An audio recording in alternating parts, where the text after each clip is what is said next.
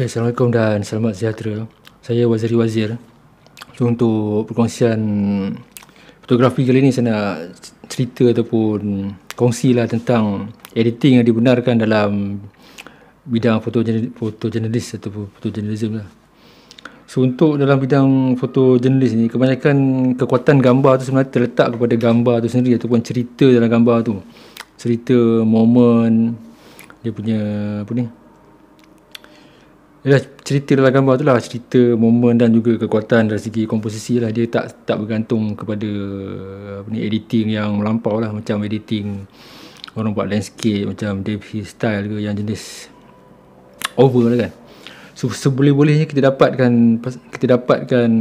framing ataupun composition yang terbaik masa kita rakamkan satu-satu peristiwa tu.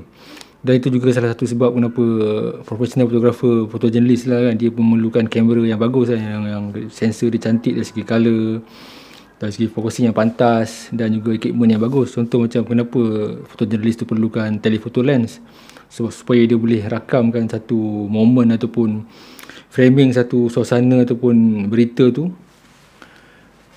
tight shot ataupun mengikut cerita yang dia nak sampaikan tu. So tak perlu dia nak buang masa balik office cropping ke apa semua tu. So untuk perkongsian kali ni, saya nak bagi cerita tentang apa yang dibenarkan, editing yang dibenarkan untuk seseorang fotojurnalis lakukan.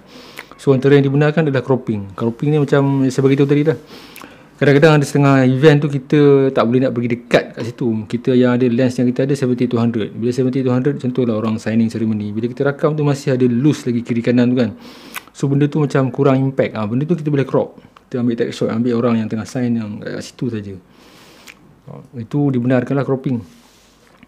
Lagi satu, adjustment level histogram. Adjustment level histogram ni macam dia macam mata kita ni tak sama macam sensor kamera.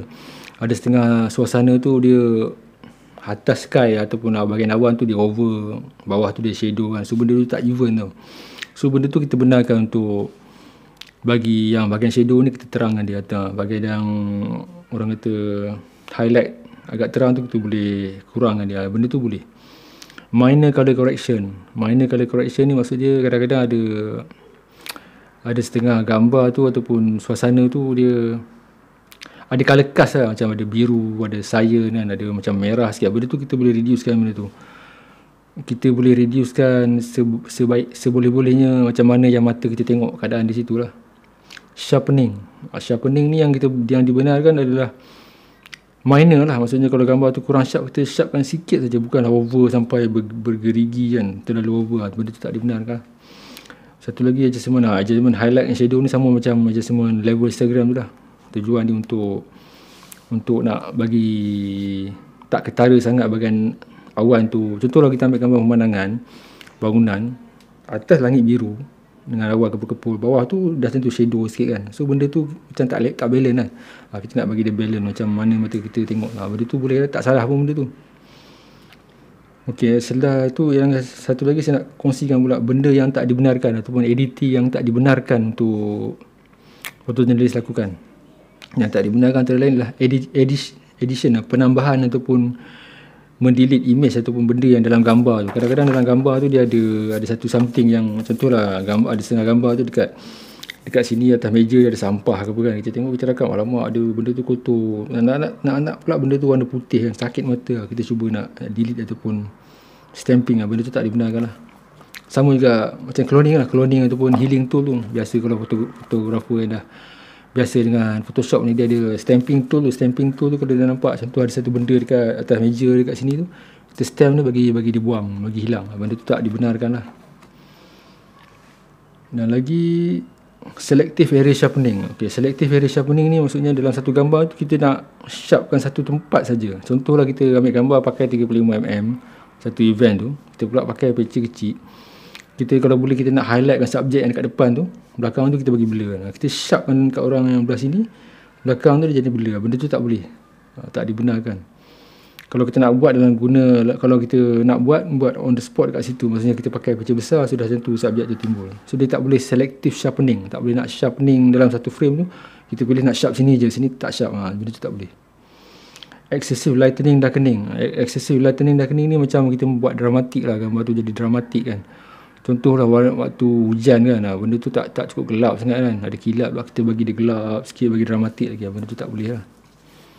Kita maksudnya sesi dramatik tu dia macam, kalau kita tengok pun kita tahu lah gambar tu, tak mungkin lah gambar tu sedramatik macam tu kan. Dia terang sikit, gelap sikit okey, tapi kalau nak dramatik sangat, eksesif tu, berlebih-lebihan tu tak boleh lah. Mungkin mata orang biasa tak boleh beza kan, tapi kalau mata juru foto atau mata editor yang tengok gambar tu, dia boleh tahu, boleh agak lah, tak mungkin gambar tu kan jadi macam tu lah. Sama dengan excessive colour tone. Colour tone saya dulu pun minat juga layan colour tone, warna macam kuning-kuning, warna macam old school lama kan, desaturate sikit lah, benda tu tak dibenarkan lah. Seboleh-bolehnya dan sebaik-baiknya kita kekalkan warna asal dekat situ. Kalau warna dia merah, kuning, biar dia sama kan. So, warna ni pun kadang-kadang main peranan juga, terutama macam membabitkan keagamaan, budaya kan. Dia ritual tertentu, dia warna tu penting. Okay, lepas tu blurring. Blurring ni sama jugalah macam tadi tu, apa ni, selective area sharpening tu.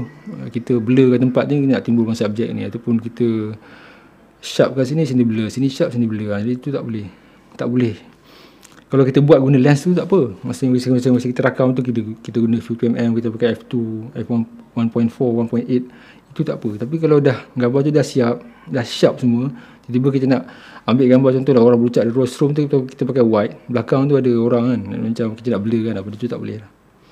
Quick mask ni mungkin setengah fotojournalist tak familiar benda ni. Dia macam masking editing juga, dia cuma editing yang lebih advance. Maksudnya kita masking sini supaya gambar yang original ni tak diganggu, kita edit sebelah sini ya, maksudnya macam tu. Lebih kurang dia quick mask boleh digunakan juga untuk sharpening juga, maksudnya sharpening ataupun blurring kan. Gambar ni dah memang sharp dah, kita masking sini dan kita blurkan belakang, subjek belakang, benda tu pun tak boleh juga.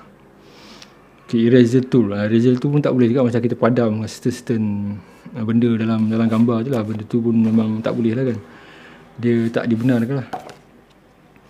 Dan itu yang bab editing. Bab lain tu ada staging apa semua tu semua bab lain lah, bab yang nanti kita discuss lain lah. Contoh macam dulu ada bukan cerita lah, ada kes seorang fotojournalis diberhentikan kerja ataupun dibuang kerja pasal dia macam menambahkan kesan-kesan asap letupan saya tak ingat di mana, di Timur Tengah lah. So benda tu bila foto editor dapat tahu, dan orang pun komplain, dia punya keadaan asap dia tak adalah macam tu kan, dia tambah lagi kan. Bila dapat tahu kejadian tu berlaku dan bila dia periksa, memang betul asap tu sebenarnya taklah sebanyak macam tu, memang ada letupan semua kan, tapi taklah sedramatik tu. Dia dapat tahu yang fotografer ni menambah elemen-elemen macam tu bagi lebih dramatik, dan dia pun dibuang kerja. So benda-benda ni memang sensitif lah, pasal untuk fotojournalis ni kalau boleh nak mengekalkan keadaan asal yang sebagaimana dirakam macam tu, begitulah yang nak dipersembahkan kepada orang ramai. Okeylah, itulah dia seberingkas perkongsian tentang editing dalam bidang fotojournalis yang dibenarkan dan tidak dibenarkan. InsyaAllah ada masa lain nanti saya cerita tentang subjek lain pula lah. Okey, sekian, terima kasih.